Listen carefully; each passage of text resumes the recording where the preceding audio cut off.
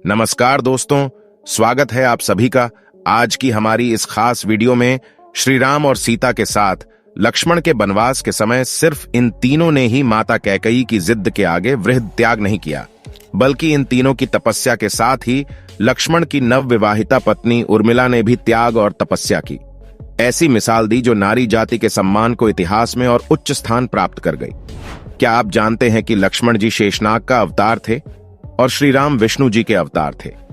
लक्ष्मण का अपने भाई राम के प्रति काफी स्नेह था। वे श्री राम की सेवा में हमेशा तत्पर रहते थे। इसलिए जब श्री राम और माता सीता वनवास के लिए जाने लगे, तब लक्ष्मण भी उनके साथ रवाना हो गए। वनवास के समय लक्ष्मण हमेशा अपने भाई श्री राम और माता सीता की सेवा में लगे रहते। ऐसे में सवाल उठता है कि लक्ष्मण जी की पत्नी ने 14 वर्ष तक क्या किया। नमस्कार दोस्तों, स्वागत है आप सभी का एक बार फिर से। दोस्तों, रामचंद्र, सीता और लक्ष्मण के वनवास जाते समय उर्मिला भी अपने पति के साथ जाना चाहती थी, लेकिन लक्ष्मण ने मना कर दिया।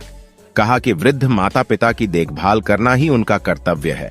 इस कारण से 14 साल उर्मिला को पति से अलग अकेले काटने पड़ रहे।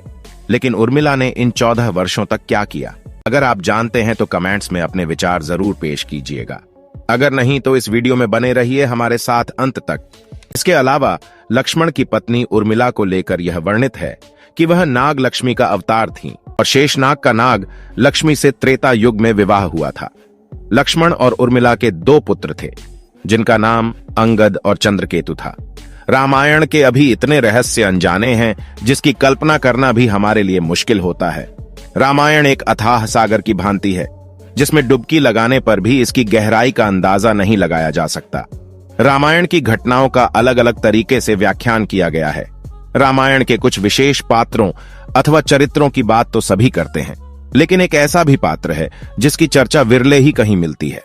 आज हम बात कर रहे हैं लक्ष्मण की पत्नी देवी उर्मिला की। लोगों का मानना है कि रामायण में उर्मिला के त्याग, सेवा, प्रेम और निस्वार्थ भक्ति को कम आंका गया है।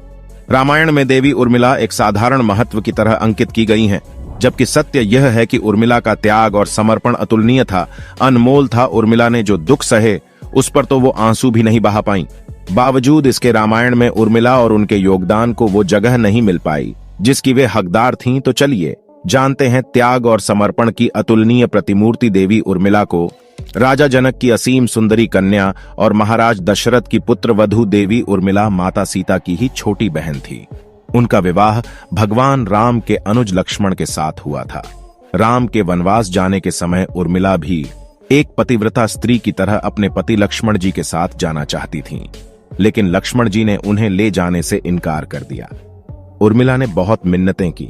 वो अपने पति की सेवा करना चाहती हैं, पति के हर दुख सुख की साथी बनना चाहती हैं, पर लक्ष्मण जी ने कर्तव्य और धर्म की दुहाई देकर देवी उर्मिला को वन जाने से रोक दिया। लक्ष्मण जी ने माँ बाप की सेवा करने के लिए उर्मिला को अयोध्या ही छोड़ना उचित समझा। उन्हें शायद पता था कि वे लोग जब वनवास जाएंगे तो उनके माता पिता को इसका गहरा सदमा लगेगा। इसलिए लक्ष्मण जी विकट क्षणों में माँ बाप को सहारा और सहानुभूति देने के लिए उर्मिला को छोड़कर वनवास चले गए। कुछ पौराणिक मान्यताओं के मुताबिक माना यह जाता है कि उर्मिला के उन नाजुक कंधों पर लक्ष्मण जी बहुत बड़ा दायित्व डालकर चले गए। किसी भी स्त्री के लिए विवाह उसके संपूर्ण होने की निशानी होती है। वैवाहिक जीवन के वो अनमोल पल, वो जीवन सरिता जो कोई भी नववधू अपने पति के साथ गुजारती है या गुजारना पसंद करती है, शायद वो पल उर्मिला के नसीब में नहीं थे। इस दुनिया की कोई भी नववधू अपने पति से कुछ समय के लिए दूर नहीं रह सकती। देवी उर्मिला अपने पति से 1 नहीं, 2 नहीं, बल्कि पूरे 14 साल अलग रहीं। भला किसी नव विवाहित स्त्री के लिए इससे बड़ा त्याग और समर्पण क्या हो सकता है? खैर, उर्मिला ने पूरे 14 वर्षों तक अपने पति के वियोग में जिंदगी बिताई। यह उर्मिला का अखंड पतिव्रत धर्म ही था कि उन्होंने कभी किसी की तरफ देखा तक नहीं। उर्मिला के महान चरित्र, अखंड पतिव्रत, स्नेह और त्याग की चर्चा रामायण में जितनी होनी चाहिए उतनी हो न सकी। उर्मिला के लिए सबसे अजीब स्थिति तो यह थी कि लक्ष्मण को दिए वचन के कारण वह आंसू भी नहीं बहा सकती थीं।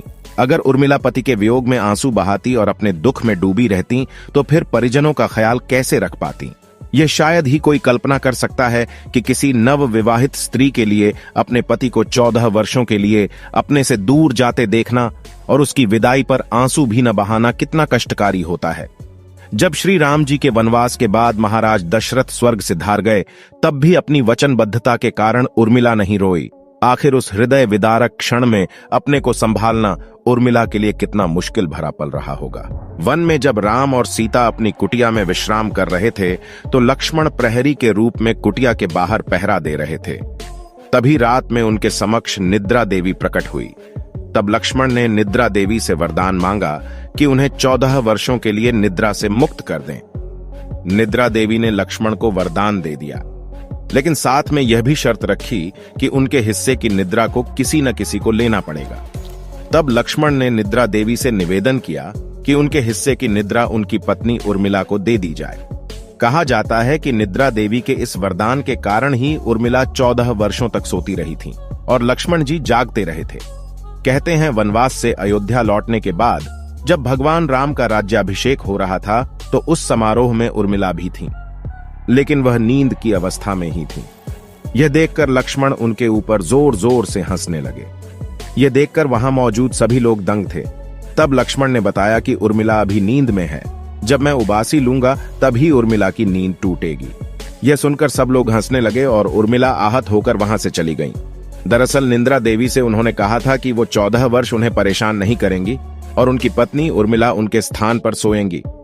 निद्रा देवी ने उनकी यह बात एक शर्त पर मानी थी कि जैसे ही वह अयोध्या लौटेंगे, उर्मिला की नींद टूट जाएगी और उन्हें सोना होगा। लक्ष्मण इस बात पर हंस रहे थे कि अब उन्हें सोना होगा और वह राम का राजतिलक नहीं देख पाएंगे। उनके स्थान पर उर्मिला ने यह रस्म देखी थी। अब आप सोच में पड़ गए होंगे कि निद्रा देवी के प्रभाव में आकर उर्मिला अगर 14 साल तक सोती रही, तो सास और अन्य परिजनों की सेवा करने का लक्ष्मण को किया वादा उन्होंने कैसे पूरा किया। तो उत्तर यह है कि सीता माता ने अपना एक वरदान उर्मिला को दिया था।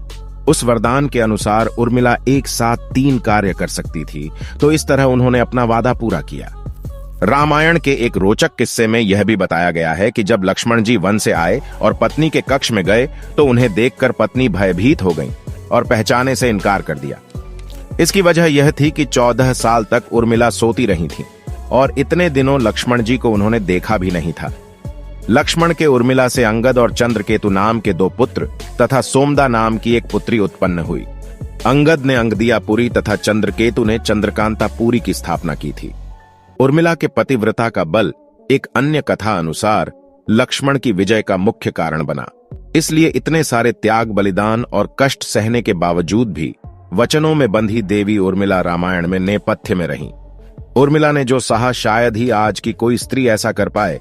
इसलिए वर्तमान की दृष्टि से देखें तो उर्मिला रामायण की सबसे अतुलनीय और पवित्र पत्नी के साथ साथ त्याग, बलिदान और समर्पण की देवी हैं।